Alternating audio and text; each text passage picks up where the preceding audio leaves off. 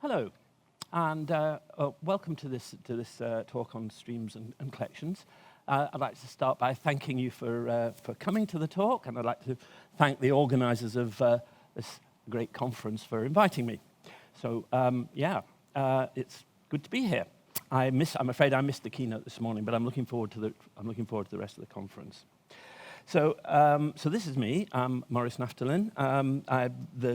My claim to the very little bit of fame I have is that I wrote a book on, I co-wrote a book on generics and collections, and I wrote the collections half back in the day, a long time ago, and then I wrote a book on streams. So you'd think, wouldn't you, that I'd be qualified to talk about collections and streams, but actually, well, we'll see anyway. And the generics and collections book is due out very shortly in a new edition. So I want to urge you to rush out and buy that immediately. It contains all the accumulated wisdom that I and Stuart Marks the maintainer of the collections framework, could assemble. And I'm a member of various community programs. I'm a Java champion and stuff like that. I am also the organizer of this fine unconference, which takes place in Edinburgh every year. If you don't know what an unconference is, you should find out. There are really, you just search for unconferences, Java unconferences, and you'll find out about them. They're great events which are a really fine mixture of pretty deep technical discussion and also socializing as well. So these things mix together in a really good combination. They're self-organizing, so there's none of this delivery from on high. Everybody contributes. So they're really great events. The one in the J. Alba, the one in Edinburgh, starts in about a fortnight's time, I think. So you need to book in a hurry now. We still have space. And last of all, by the way, preliminaries. If you have any questions, this is where to put them on the Slido app, which I think everybody's using at this conference. Okay, so let's go. What we're about here is comparing loops and streams, or comparing collection processing and streams. So the main design aim of the Stream API, and I can remember quite clearly what all the design motivation that we heard about at the time, was we're going to change the model of bulk processing of in-memory data. So the idea was that we're going to get rid of the model that we currently have, which is kind of very strictly sequential, because opportunities for parallelism are going to arise in the future, and and being wedded to sequential thinking was holding us back. So that was the idea, and so the notion was that as a result of this, we were going to improve efficiency through using lazy evaluation. We'll see how that works today. We will see opportunities for doing that, and also by getting rid of the intermediate collections that you often have to generate when you're doing bulk processing using the collections APIs. The idea was to also implement map filter reduce in a convenient way, so the fork join framework got moved into parallel streams, and that's much easier to program. The idea also was to make it easy, this is what I was talking about, to make it easy to write order-independent programs, so that you wouldn't any longer be forced to do your processing sequentially. And the original design aim of the Streams API, which has been modified since then, but the original design aim was that there should be nothing that you did in a sequential stream which wouldn't execute correctly if you followed the rules just by adding a call to the parallel operation. In other words, your algorithm should work equally well in terms of correctness between sequential and parallel processing. Performance is a different matter. Clearly, performance was a major motivation, because the idea was that this parallel processing would be able to take advantage of multi-core architectures. Well, we'll see that it turned out that the scenarios where running parallel streams on multi-core architectures, those scenarios are more limited than we understood at the time. And finally, the idea was that this would improve readability of bulk processing of in-memory data. And that's the thing that I want to concentrate on today, though some of that other stuff will come in the talk. So the talk today is going to be roughly speaking, in 3 parts. It's not a very clear division. I'm going to talk, first of all, about some basic things, which are like just everyday stuff.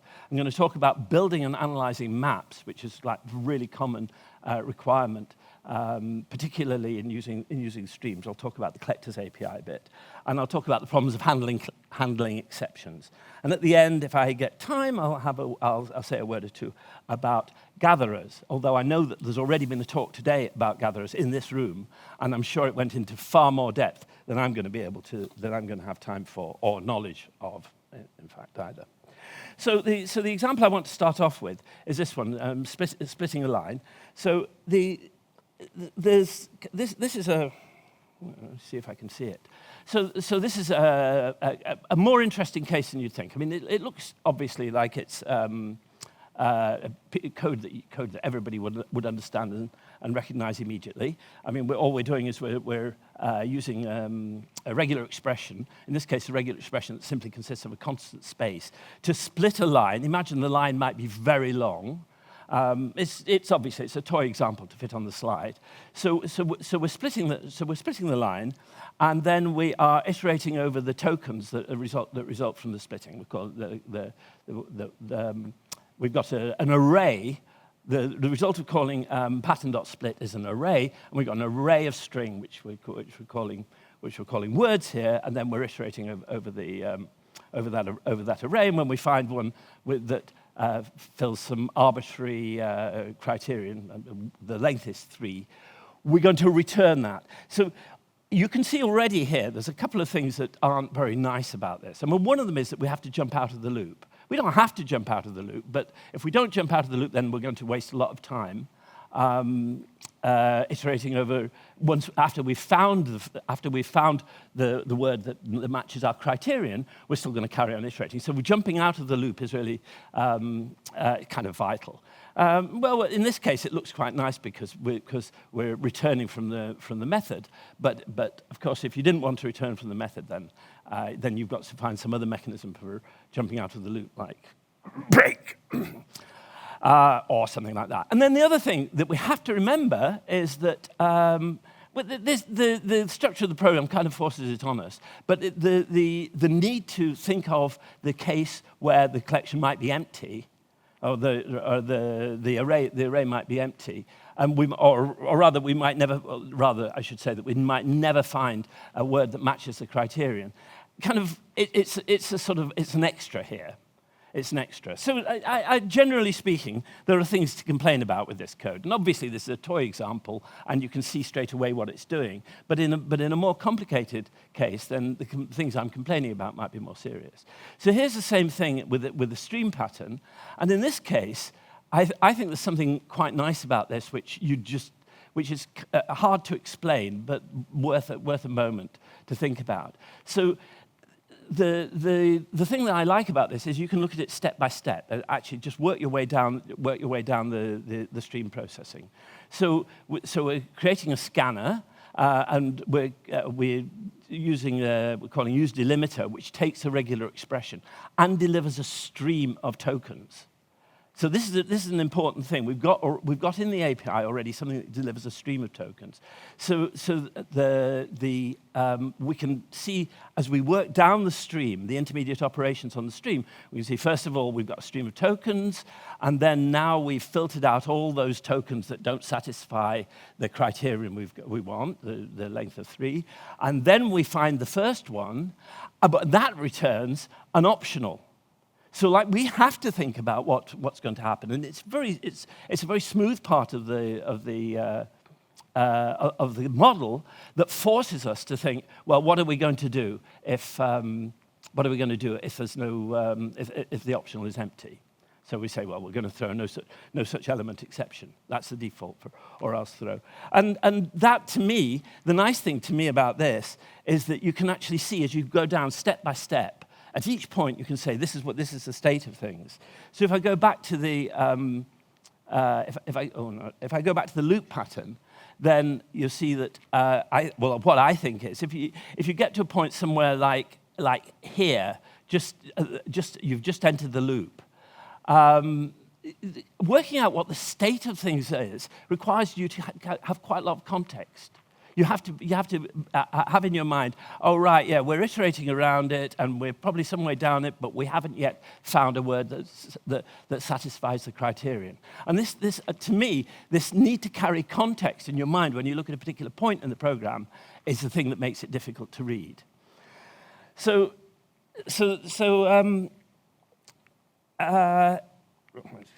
Move on. Right, oh, yeah, clearly, we're benefiting here from the fact that the scanner returns a stream of tokens. So, like, you might ask, well, how often are we going to be able to take advantage of something like this? And the answer is, well, actually, it turns out quite often, because the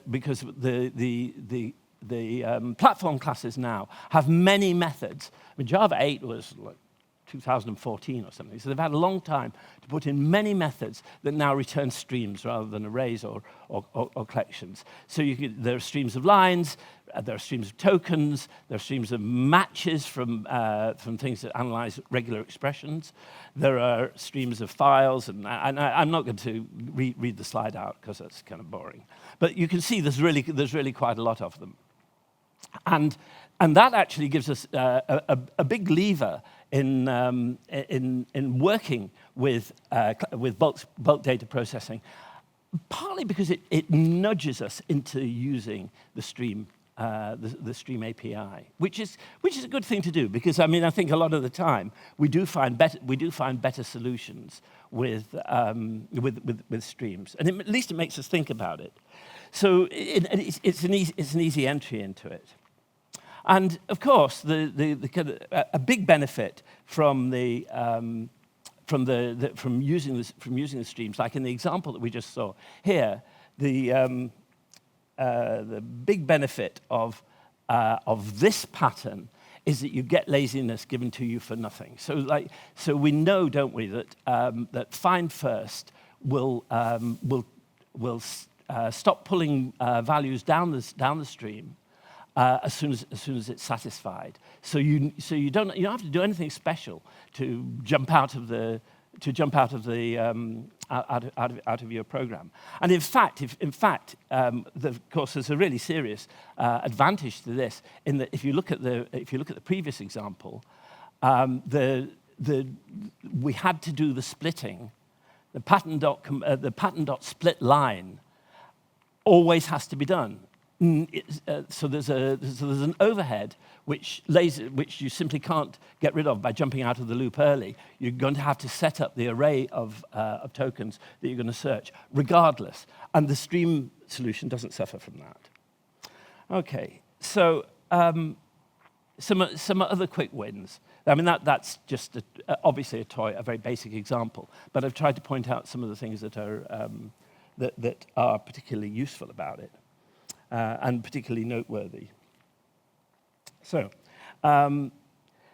finding and counting and collecting matches is generally better with streams because in exactly the same pattern as we just saw. So you've got find first that finds a match the way we just saw. You've got you can count up the number of matches there are, and again.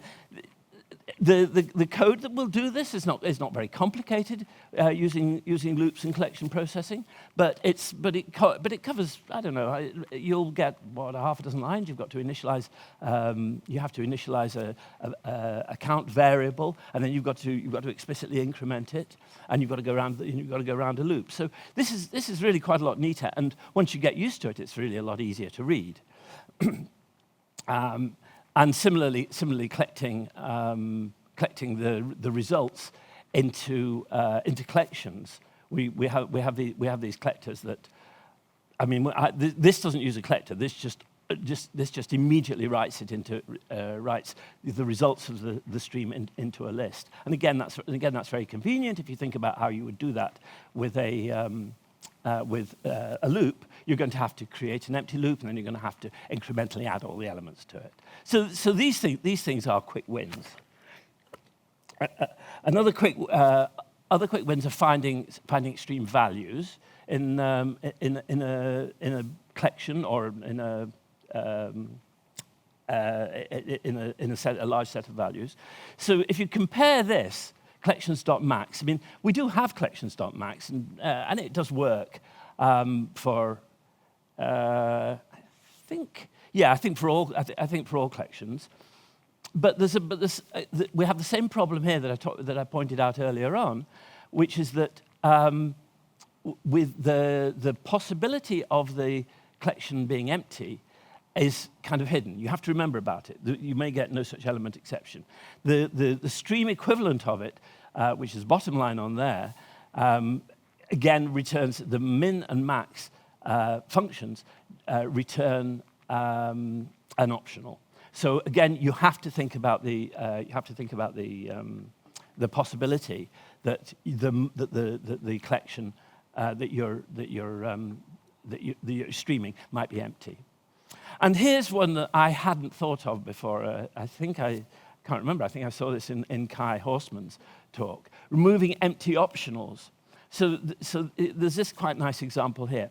So supposing you want to look over all the processes that you've got running on the host, and so that's process handle all processes, and then you want to get the command line for each one. Well, some of them have got command lines, and some of them don't have command lines. And the ones that don't have, process handle .info is if you call command line on it, returns an optional. So some of these optionals will be empty for those processes. So FlatMap here nicely flattens out those optionals, the empty ones, and they disappear out of the stream. And so what you're going to end up with here are actually the command lines. They just disappear out of it, and that's I think a pretty nice trick. Okay, so Kai Horstman also gave me the idea for that slide. But I've only looked at fairly simple examples here. There's quite a common one where what you need to do is not only find a match, but also find if you've got a list or any kind of sequenced collection, you might want to find the index at which that match occurs. And now streams don't do so well. What if you need the index? Well, the loop pattern is just kind of obvious what we're going to do here. We'll replace the for each loop with a for loop, and now we know the index at each point. So there's nothing really very surprising about this code. It's just a very simple extension of what we had before. Kai complained a lot. I just want to say, in passing, Kai complained a lot about inventing a record type just for this example. He says, well, you could generify it and either generify it on one argument or generify it on both of them. And he likes to use map.entry as a kind of poor man's tuple. Well, I thought about doing that for this talk, and I decided I'm not going to do that because it just clutters a slide. So, but in general, I think unless you're going to be able to keep this record index word local, then you are polluting your namespace with a lot of stuff that you don't need. It's really just a pair. So how do we? That's just a kind of side remark. So how do we do this same thing? Create this pair of index and value for streams. Well, the standard solution is to create a stream which consists of the range of the indices. So we've got. So here we've got. We take the array that we're going to process. We get the length of it. Now we got a range. Then we make an int stream out of the range of indices, and then for each index, we test the contents of the range. We test the contents of the array corresponding to that index. And then we can map the index to the onto a newly created record with that index and the value of the value in the array. And then we find the first one and as before. So this isn't great, I don't think. I mean, there's two big problems about this. I mean, one of them is it's not so easy to read any longer. The nice model has gone away, where you just didn't have to remember anything about what was going on. Now, your problem is that when you get to this point and you're looking at the index here, you've got to remember that this index is actually is part of a range of the is part of the range that's been generated. So, to my mind, this code is a lot less clear than what we had before. But also, you'll notice that we had to call pattern.split in order to get an array that we could work with. So we've lost the advantage of laziness, which is a big advantage to have lost. Other languages and libraries have something called zip with index, which is quite cool for this. Basically, what zip with index does is it actually will do exactly what this code is wanting to do.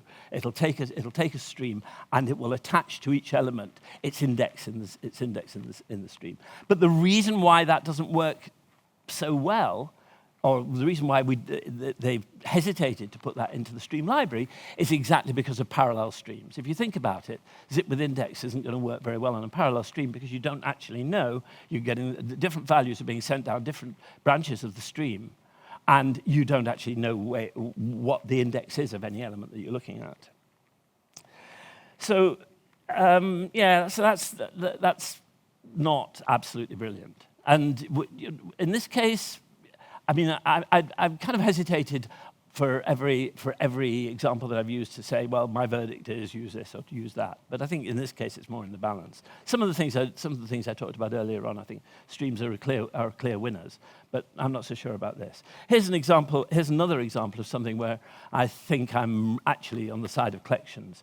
If you think about nested loops, and that's a fairly common requirement, the pattern for nested loops.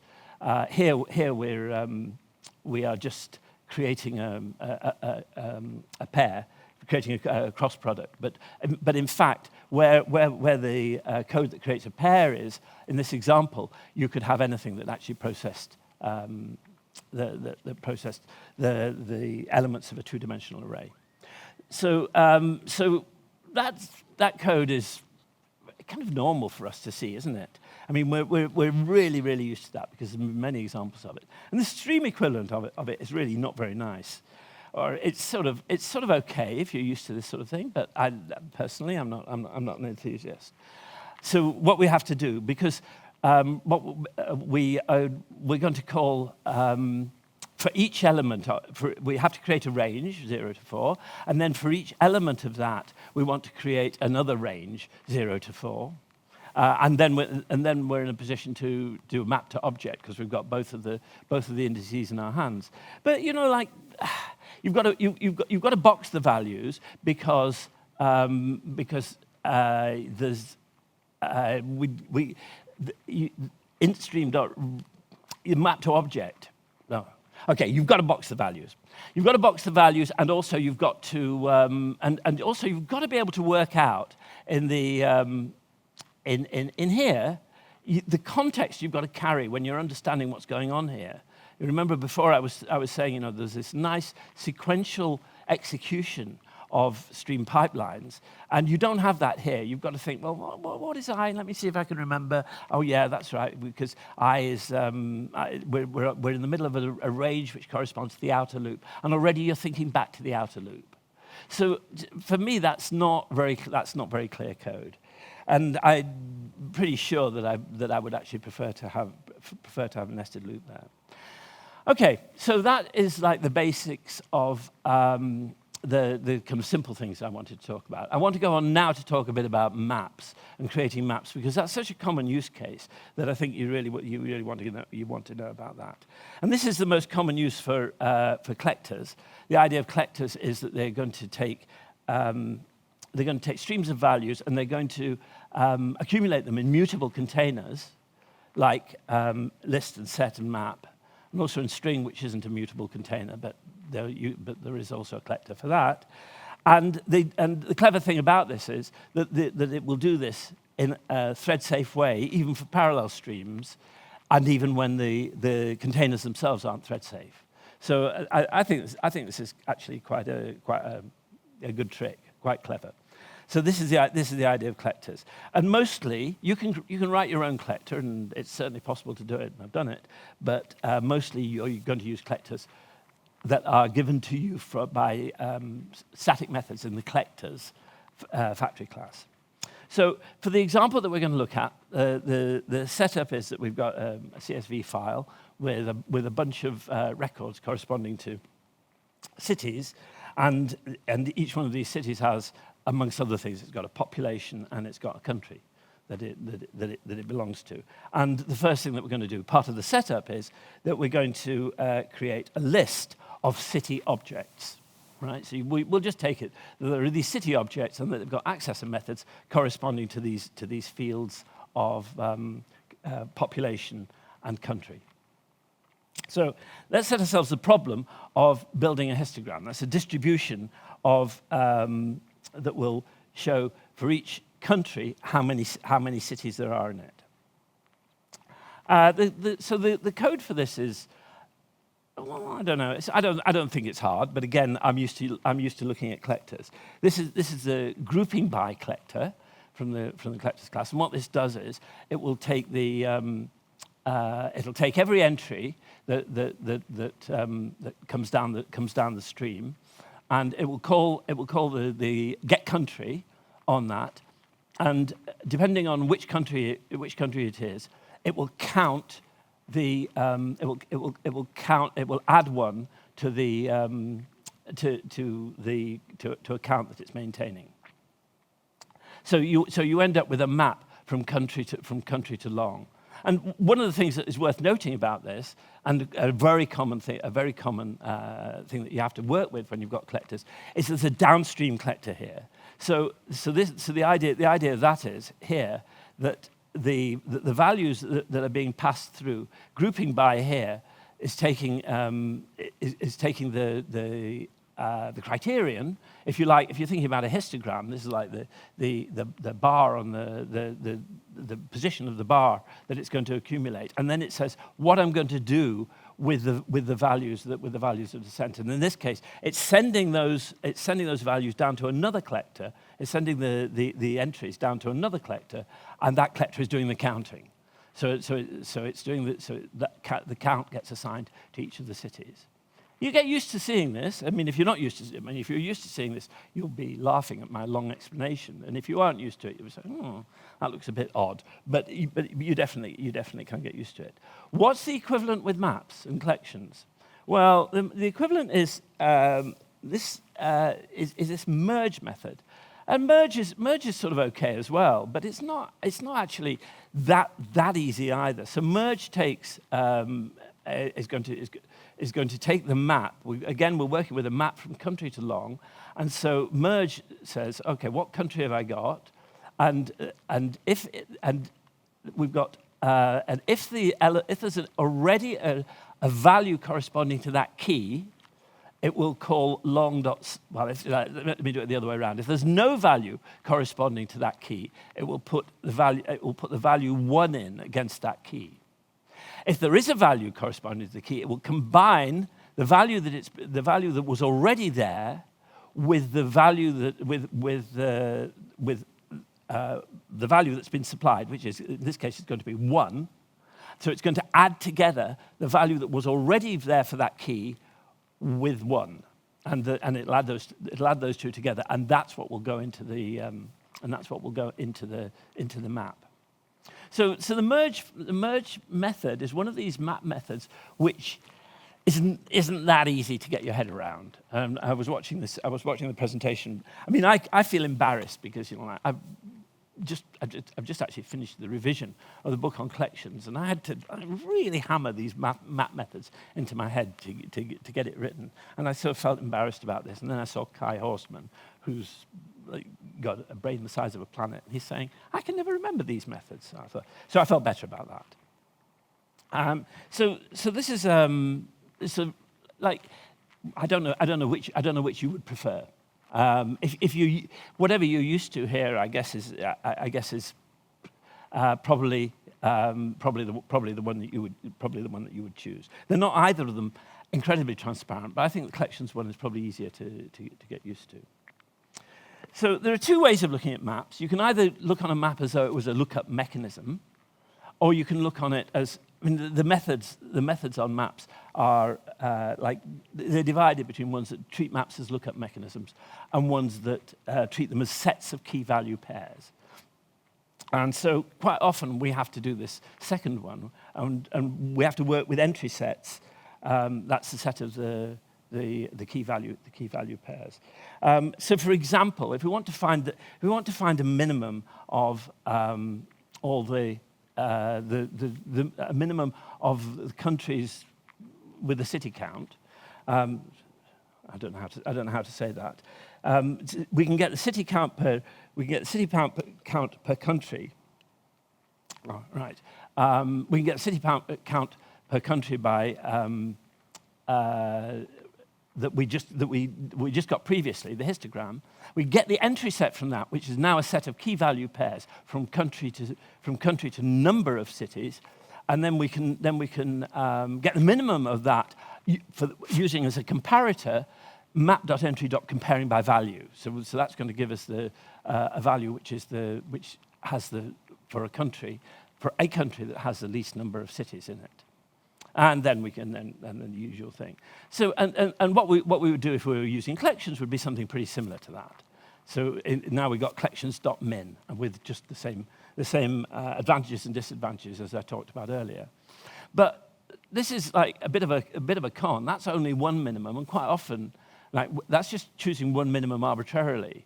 So if we wanted instead to choose to get all of the minimums, let's say all of the countries that had the minimum number of cities, we've got much more of a problem. And in fact, what we have to do is invert the entries.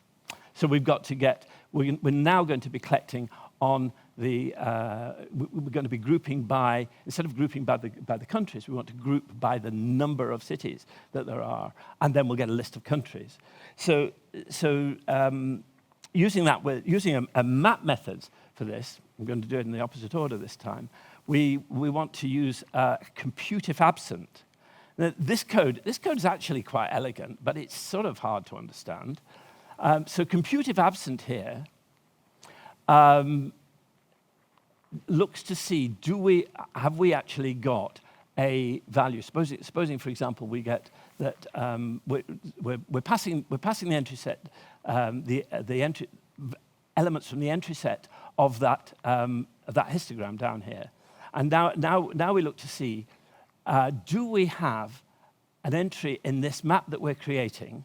Because we've created a map here in the order that we want, from long to list of country. Because the idea is that we're then going to use that map to get the value that we want. So we look to see, here's a country with 5 cities in. Is there an entry for 5 cities already?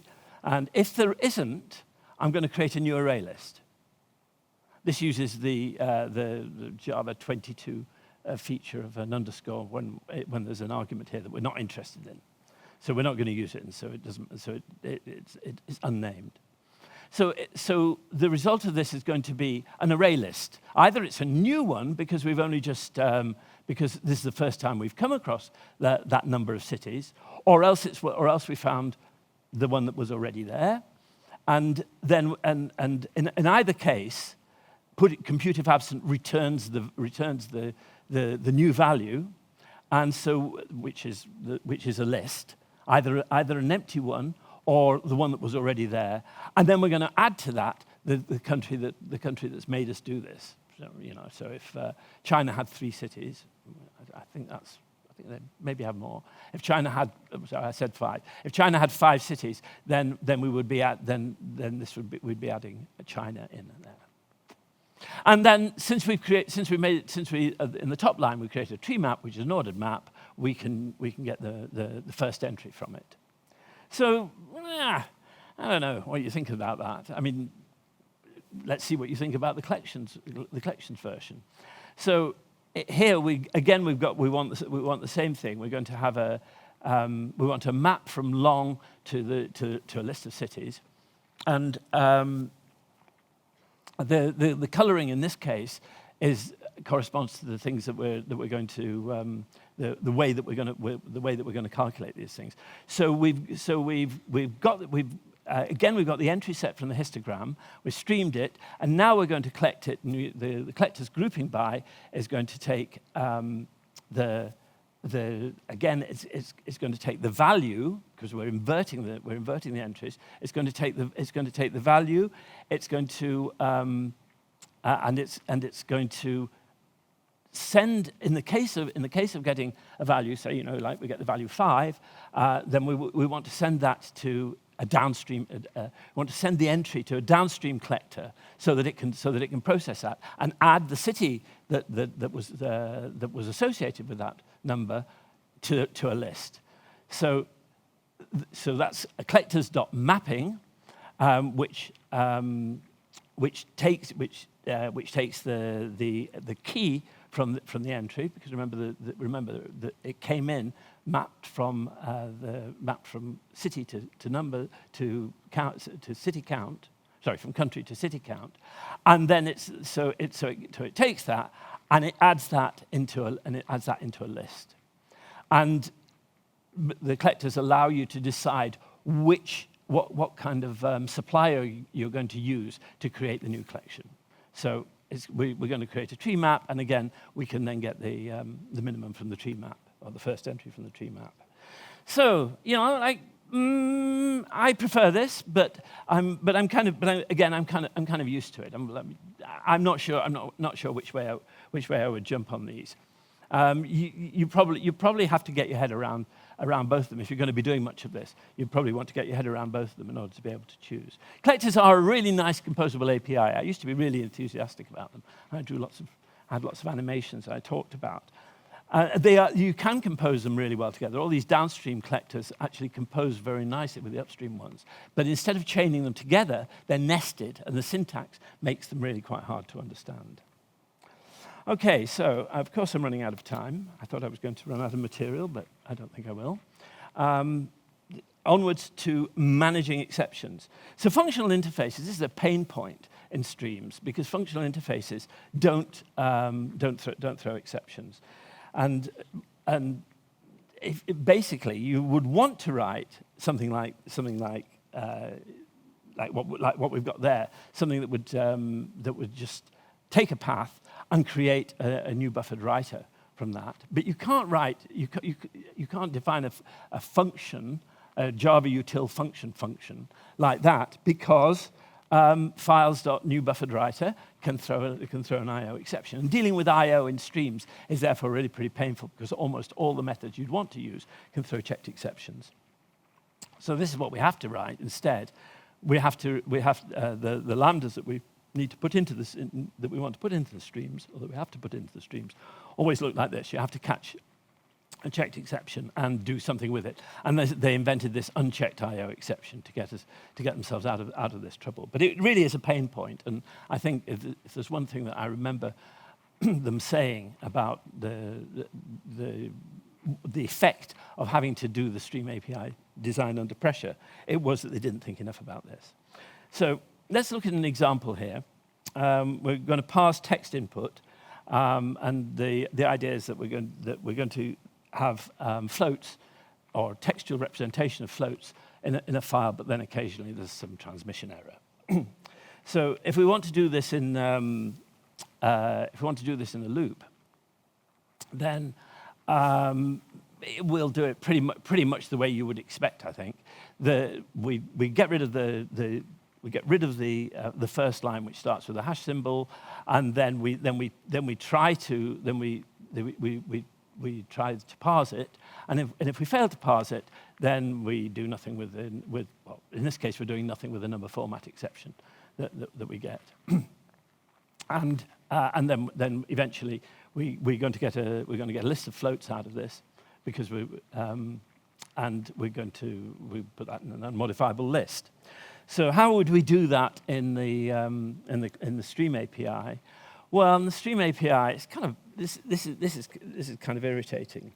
What we've got here is we're going to filter it. This definitely doesn't fit my characterization of what makes a nice stream processing program, because what we have to do here is we're going to have to try to see whether or not this in this lambda we're going to have to see whether or not we can parse a line from being a float, and if we do, we'll return true because it's a filter, and that means that we can pass that element on. And if we do pass that element on, what do we have to do? We've got to parse it. So this is really not fantastically great. I mean, we're parsing every element, every valid element. We're parsing it twice, and we're dropping out the ones that don't satisfy the number format. But it's kind of an expensive way of doing it. Well, there is an alternative to this, but I'm not sure that it actually really improves matters that much. And this is something that I actually didn't know about until I came to work on this talk with José Pomar, and that is map multi. So map multi is an intermediate operation which takes an input element, a stream element, and also takes the downstream stream, so the rest of the stream, as a consumer, so you can supply a value to it.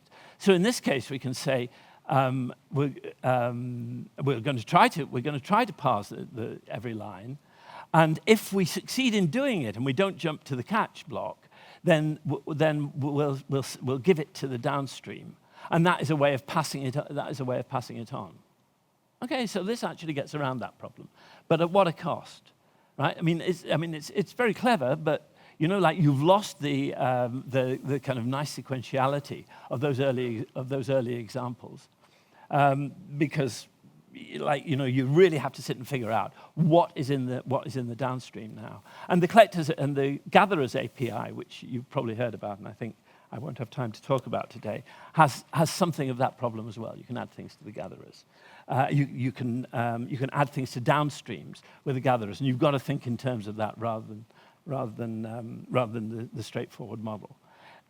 For gatherers, there's a big reward because it allows you to create custom intermediate operations, which we could never do before. We had custom terminal operations with the collectors API. Gatherers gives us the same thing with intermediate operations, but there's quite a high price to pay in terms of transparency. So other solutions to managing exceptions are an API called Sneaky Fun, which is a name I just love, which essentially reproduces all of the functional interfaces in Java util function with lookalikes that throw exception, and it kind of quite transparently manages to hide this. But you've got to be prepared to write that API. There's an Apache Commons library, of course, for this. Lombok, if you're interested in that, has a way of doing it.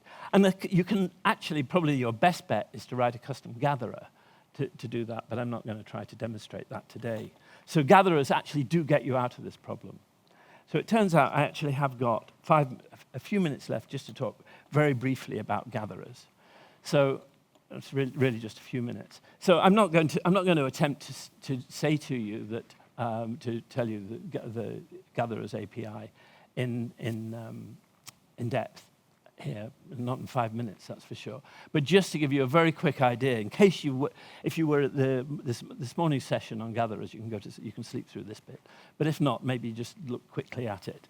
So the idea of gatherers is that you, as I say, you can define custom intermediate operations. So and you get 5. You can define them.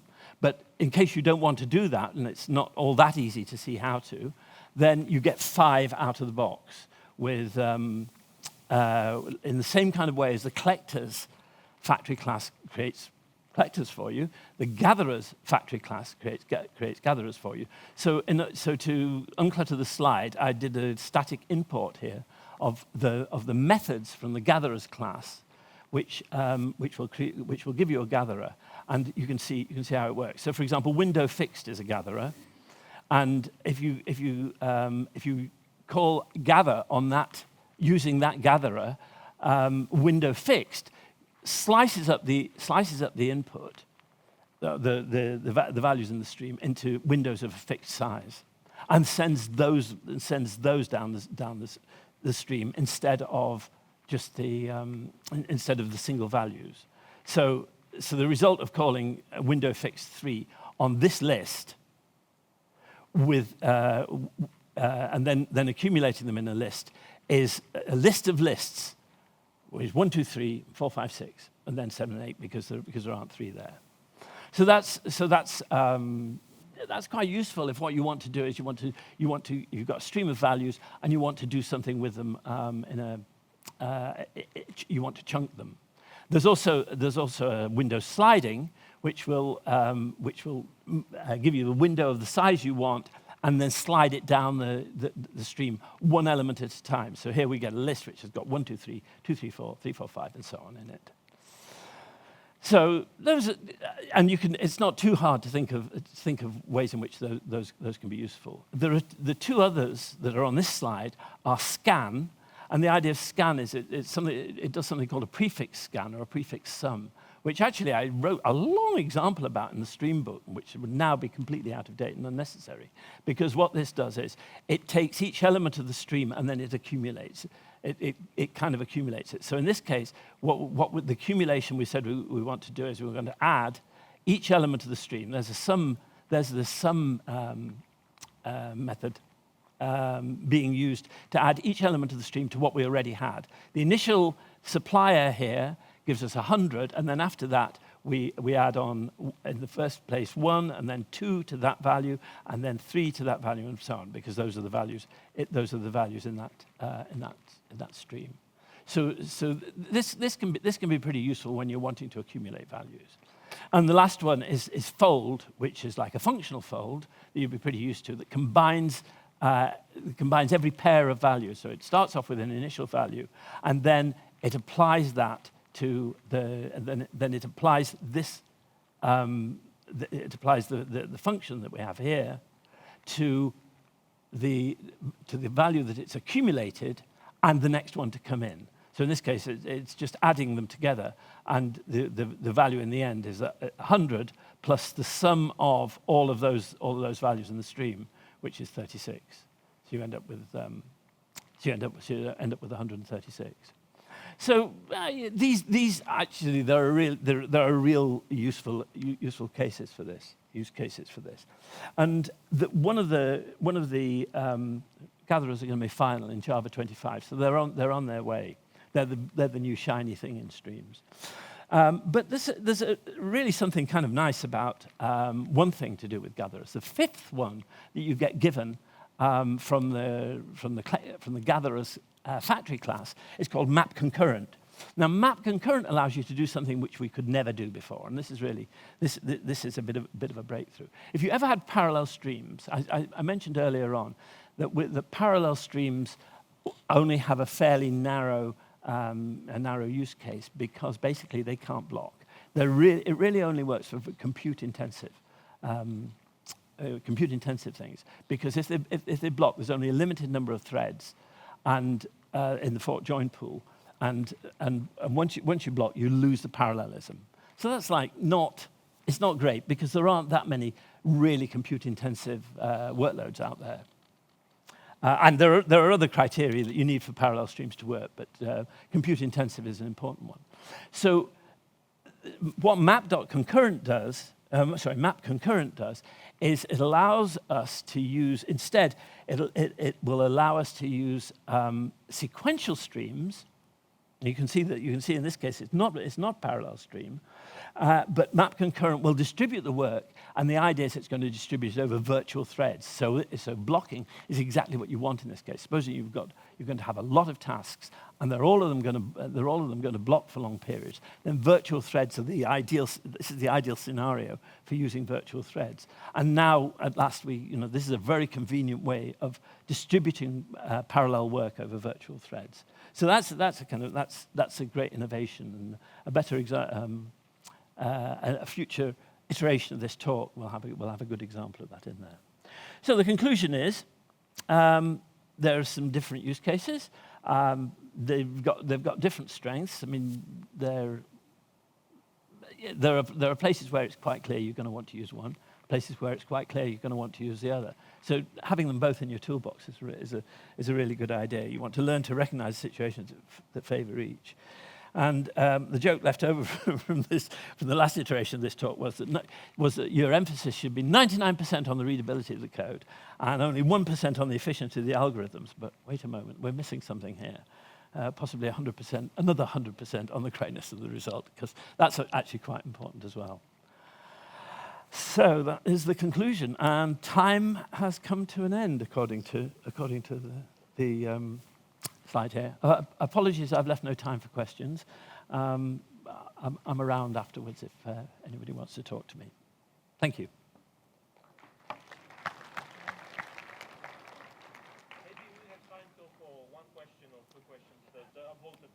Okay, so let's have a look at it. I'm very happy to look to see if I can find a question. Right, here we go.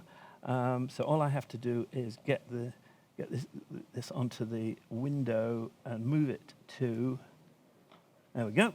Right, okay. But now I can't see it.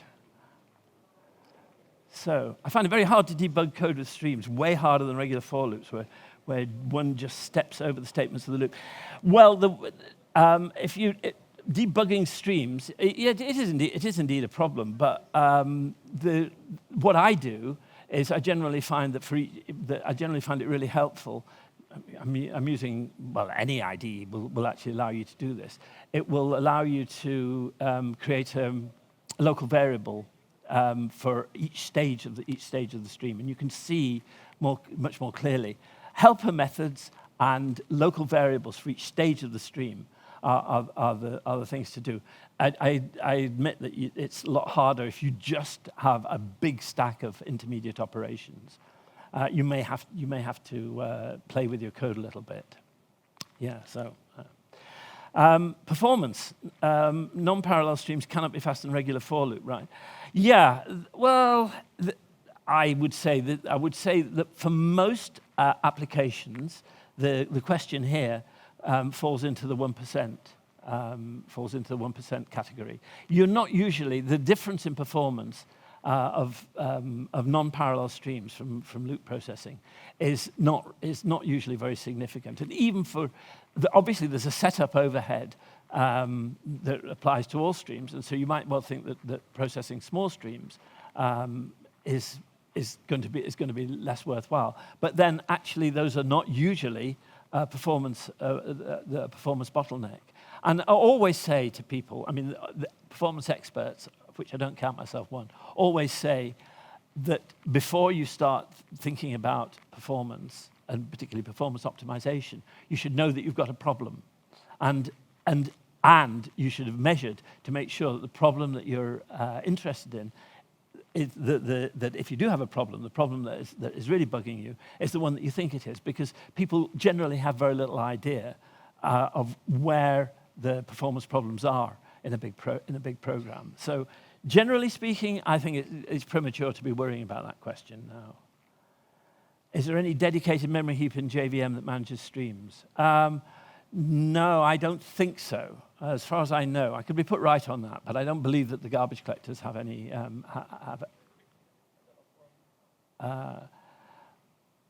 Okay. Does replacing lambdas with method calls improve any of the shortcomings of streams? I think they're more readable. I mean, again, it's what you're used to. You won't have any. The answer to that question is no. Strictly speaking, it doesn't. Every method